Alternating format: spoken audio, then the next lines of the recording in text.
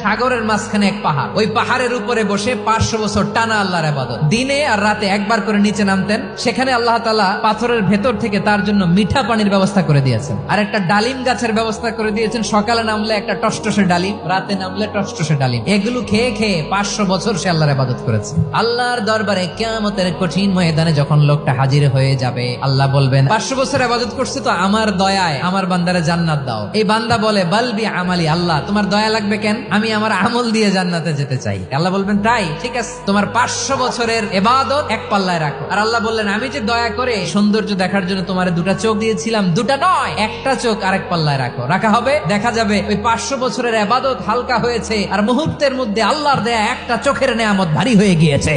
ফলাফল দেখো, হিসাব বলে তুমি এখন জাহান্নামে যাবা, যাও এবার জাহান্নামে যাও। এবার লোকটা কাচুমাচু করে বলে আল্লাহ এবার আমি বুঝতে পেরেছি তোমার দয়া ছাড়া দুনিয়ায় কেউ জান্নাতে যেতে পারবে না।